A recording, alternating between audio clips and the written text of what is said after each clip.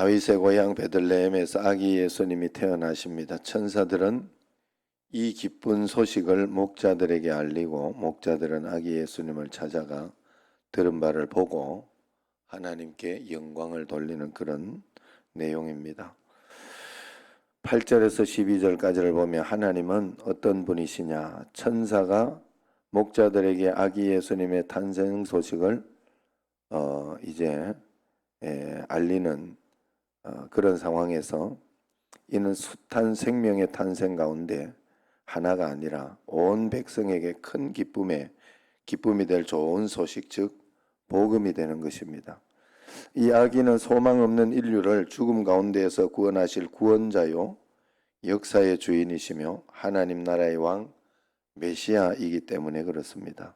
이러한 예수님의 백성인 것을 원래 나의 정체성으로 삼고 이 특권과 영광을 삶에서 향유하며 기쁨의 좋은 소식을 우리가 널리 전하며 그렇게 살아야 될 것입니다. 예수님은 나의 구세주로 또 소망 없는 인류에게 희망의 메시지로 오셨기 때문에 그 주님을 모시는 기쁨, 그 정체성, 그 마음을 가지고 살아야 할 것입니다. 13절, 14절에 보면 수많은 천군과 천사들이 예수님을 이 땅에 보내주신 하나님을 찬양하고 있죠. 이들을 아들을 세상에 보내심으로 언약을 성취하시고 창조의 경륜을 이루시는 하나님의 영광을 노래하고 있습니다. 하늘에서와 같이 땅에서도 참 평화의 나라를 이루어 저 로마 제국의 거짓 평화를 폭로하시고 자기 백성에게 기쁨을 주신 하나님을 찬양하고 있습니다. 이처럼 주의 영광이 드러난 곳에 참 평화와 기쁨이 늘 있다는 것을 알아야 됩니다. 예수의 주 되심을 인정할 때 우리 가정, 교회, 세상의 하늘 평화가 깃들 것이다. 여러분 삶 속에서도 내가 세상의 주인이 아니라 내가 이 땅을 이끌어가는 것이 아니라 예수님이 내 삶을 오늘도 이끌어가고 인도해가고 지켜주고 있다 하는 것을 늘 잊지 마시고 언제나 예수님이 나의 주인 되도록 그렇게 매일매일 살아야 할 줄로 믿습니다. 주도권이 나에게 있는 것 같아도 나에게 있는 것이 아니에요. 주도권은 하나님께 있으니까 하나님의 그 마음을 가지고 매일매일 살아야 됩니다.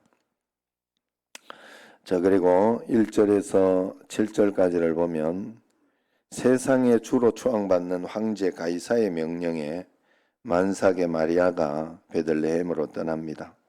그러나 그의 명령은 참 역사의 주 되시는 다윗의 후손인 다윗의 고향 베들레헴에서 태어나리라는 예언을 이루는 도구가 되었을 뿐이죠.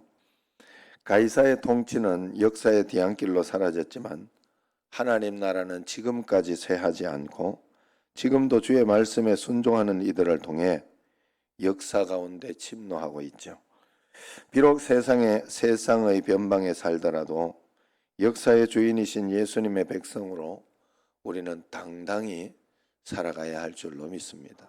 여러분 여기에서도 다 같은 메시지를 받는데 이 메시지를 얼마나 내가 자존감 있고 자신감 있게 내가 받느냐 그렇지 않느냐에 따라서 나의 존재 양식, 나의 삶의 방식은 달라지는 거예요.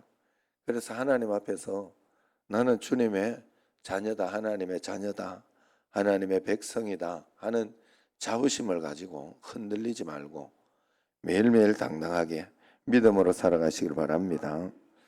마지막 15절에서 20절까지를 보면 목자들은 강고에 쌓여 구유에 뉘인 아기 예수님을 눈으로 확인하고 마리아와 요셉에게 천사의 고지를 전하며 이 경이로운 일을 함께 나눕니다.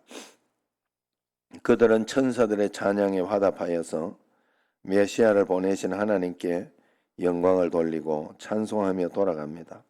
올 한 해 보고 들은 것을 말하지 않을 수 없는 우리는 복음의 증인으로 살아갈 수 있도록 꼭 해야 되겠습니다.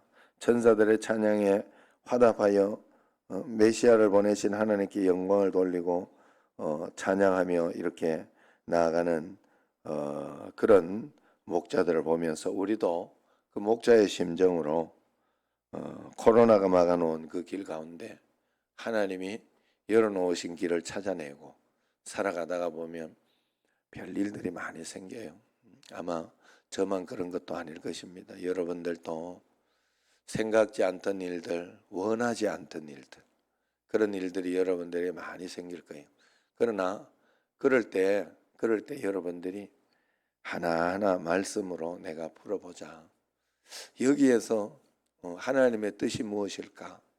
늘 거기까지만 생각할 수가 있어요. 우리가 더 이상 생각하려고 해도 생각할 수가 없어요. 예? 김경하 권사님이 저 청주 가가지고 살고 있을 줄은